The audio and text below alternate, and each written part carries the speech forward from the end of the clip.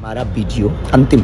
जब से सनातन धर्म के लिए घर वापसी का मुद्दा उठाया, तब से आए दिन षड्यंत्र लगातार किए जा रहे हैं। हम कभी भी अंधविश्वास नहीं फैलाते। आपने कहा जादू टोना, तो क्या इष्ट को प्रार्थना करना जादू टोना है? आप निर्णय कैसे करेंगे कि ये श्रद्धा है कि अंधश्रद्धा है? सोशल मीडिया पर कई दिनों से बागेश्वर धाम सरकार को लेकर चर्चाएं हैं। मामला तूल पकड़ता जा रहा है। कथावाचक आचार्य धीरेन्द्र शास्त्री पर सवाल खड़े किए जा रहे हैं कि वो देश में अंधविश्वास फैलाने का काम कर रहे हैं।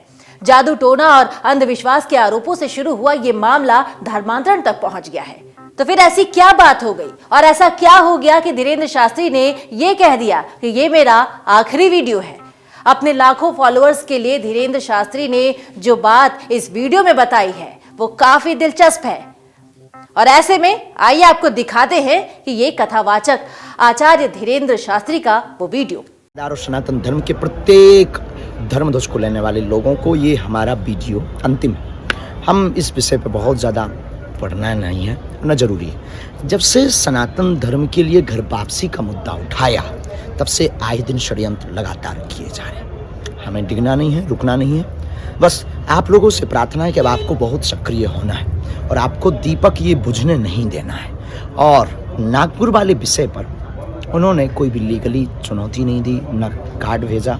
हमने उनको रायपुर आह्वान किया तो दूध का दूध पानी का पानी हो जाएगा। लेकिन नागपुर वाले विषय में हम समिति के अध्यक्ष से कहेंगे, कभी आपने पादरी के ऊपर उंगली क्यों नहीं उठाई?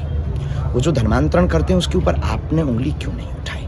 हम कभी भी अंधविश्वास नहीं फैलाते। हनुमान जी के नाम से प्रार्थना करते हैं और किसी का कल्याण हो जाता है तो ये हमारा इष्ट चमत्कार। आपने कहा जादू टोना, तो क्या इष्ट को प्रार्थना करना जादू टोना है? इष्ट को प्रार्थना करके लोगों का कल्याण हो जाना, अपने हनुमान जी से प्रार्थना करना क्या जादू टोना है? अगर ऐसा है तो भारत का प्रत्येक व्यक्ति फिर जेल जाने योग्य है। सनातनी प्रत्येक जेल जाने के योग्य है। भर दो सब सनातनियों को जेल में। और आप निर्णय कैसे करेंगे कि ये श्रद्धा है कि अंधश्रद्धा है? इस भारत में कितने ज्योतिषाचार्य नहीं है जो ग्रहों की चाल बताते हैं? तो क्या वो अंधविश्वास है? उनको भी फिर जेल जाना चाहिए।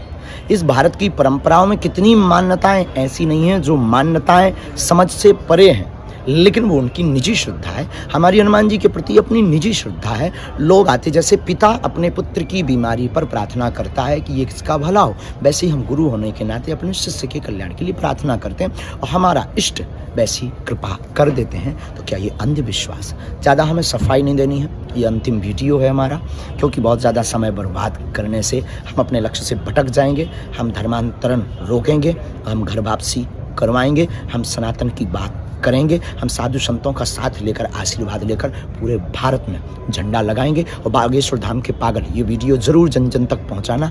ये तो अभी टेलर है, इससे बड़ी बड़ी चुनौतियां आनी हैं और हम लोग अभी डर गए। हम लोग अभी डग जाएंगे, डिग जाएंगे, मुर्दा हो जाएंगे। ये लोग हमारे ऊपर अत्याचार कर देंगे, सनातन को मिटाने की साजिशें कर देंगे। हमें आखिर पूरा विवाद क्या है?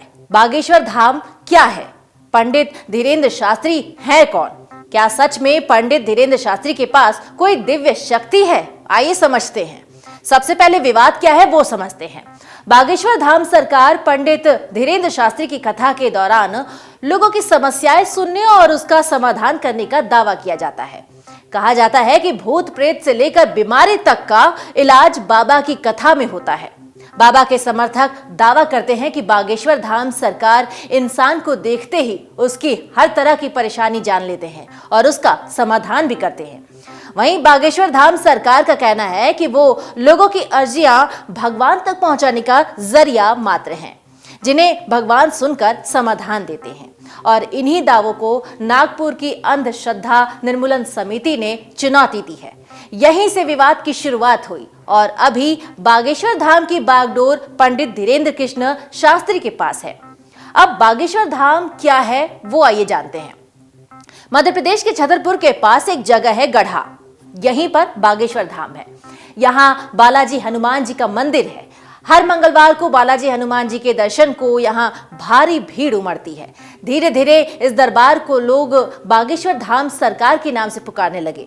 ये मंदिर सैकड़ों साल पुराना बताया जाता है और दावा किया जाता है कि यहाँ आने वाले लोगों की समस्याओं का निवारण किया जाता है। अंधविश्वास का विवाद सामने आने के बाद भी पंडित धीरेन्द्र शास्त्री ने अपनी सफाई पेश की है और उन्होंने ये कहा है कि वो अपने दरबार में किसी को बुलाते नहीं हैं, लोग खुद ही उनकी मर्जी से आते हैं। वो तो सिर्फ लोगों की अर्जियों को भगवान के सामने रखते हैं, बाकी सब कुछ भगवान की तरफ से ही होता है। धीरेंद्र शास्त्री का यह भी कहना है कि वो लोगों की मन की बात को पढ़ लेते हैं। इतना ही नहीं, शास्त्री दरबार में आए व्यक्ति का मोबाइल नंबर और घर में रखी चीजों के बारे में भी बता देते हैं। और ऐसे में अंधश्रद्धा निर्मूलन समिति ने धीरेंद्र कृष्ण शास्त्री को उनकी शक्तियां सबके सामने साबित करने की चुनौती दी थी और इसी मामले पर देश भर में हंगामा मचा हुआ है। नागपुर में भी 13 जनवरी तक उनकी कथा का आयोजन होना था, लेकिन वो 11 जनवरी को ही वहां से वापस लौट आए और इसी के बाद उन्हें लेकर विवाद बढ़ता ही चला गया। उन पर आरोप लगने लगे कि उनके पास कोई सिद्धि नहीं है, बल्कि वो लोगों की भावनाओं के साथ खेल रहे हैं।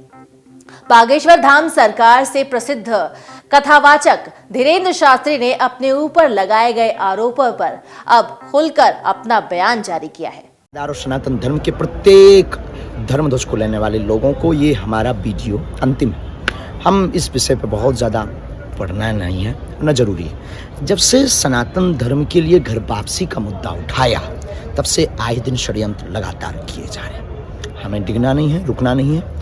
बस आप लोगों से प्रार्थना है कि अब आपको बहुत सक्रिय होना है और आपको दीपक ये बुझने नहीं देना है। और नागपुर वाले विषय पर उन्होंने कोई भी लीगली चुनौती नहीं दी, न कार्ड भेजा। हमने उनको रायपुर आह्वान किया तो दूध का दूध पानी का पानी हो जाएगा। लेकिन नागपुर वाले विषय में हम समिति के अध्यक्ष से कहेंगे, कभी आपने पादरी के ऊपर उंगली क्यों नहीं उठाई? वो जो धर्मांतरण करते हैं उसके ऊपर आपने उंगली क्यों नहीं उठाई? हम कभी भी अंधविश्वास नहीं फैलाते। हनुमान जी के नाम से प्रार्थना करते हैं और किसी का कल्याण हो जाता है तो ये हमारा इष्ट चमत्कार। आपने कहा जादू टोना, तो क्या इष्ट को प्रार्थना करना जादू टोना है? इष्ट को प्रार्थना करके लोगों का कल्याण हो जाना, अपने हनुमान जी से प्रार्थना करना क्या जादू टोना है? अगर ऐसा है तो भारत का प्रत्येक व्यक्ति फिर जेल जाने योग्य है, सनातनी प्रत्येक जेल जाने के योग्य है। भर दो सब सनातनियों को जेल में। और आप निर्णय कैसे करेंगे कि ये श्रद्धा है कि अंधश्रद्धा है? इस भारत में कितने ज्योतिषाचार्य नहीं है जो ग्रहों की चाल बताते हैं? तो क्या वो अंधविश्वास है? उनको भी फिर जेल जाना चाहिए। इस भारत की परंपराओं में कितनी मान्यताएं ऐसी नहीं हैं जो मान्यताएं समझ से परे हैं, लेकिन वो उनकी निजी श्रद्धा है। हमारी हनुमान जी के प्रति अपनी निजी श्रद्धा है। लोग आते, जैसे पिता अपने पुत्र की बीमारी पर प्रार्थना करता है कि ये किसका भला हो, वैसे ही हम गुरु होने के नाते अपने शिष्य के कल्याण के लिए प्रार्थना करते हैं और हमारा इष्ट वैसी कृपा कर देते हैं। तो क्या ये अंधविश्वास? ज़्यादा हमें सफाई नहीं देनी है। ये अंतिम वीडियो है हमारा, क्योंकि बहुत ज़्यादा समय बर्बाद करने से हम अपने लक्ष्य से भटक जाएंगे। हम धर्मांतरण रोकेंगे, हम घर वापसी करवाएंगे, हम सनातन की बात करेंगे, हम साधु संतों का साथ लेकर, आशीर्वाद लेकर पूरे भारत में झंडा लगाएंगे। और बागेश्वर धाम के पागल, ये वीडियो जरूर जन जन तक पहुंचाना।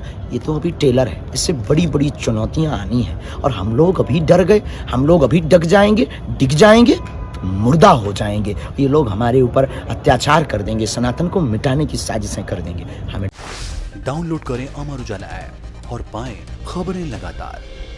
अगर आप ये वीडियो YouTube पर देख रहे हैं तो हमारे चैनल को सब्सक्राइब करें और बेल आइकन को दबाना ना भूलें। अगर आप Facebook पर ये वीडियो देख रहे हैं तो हमारे पेज को लाइक करें।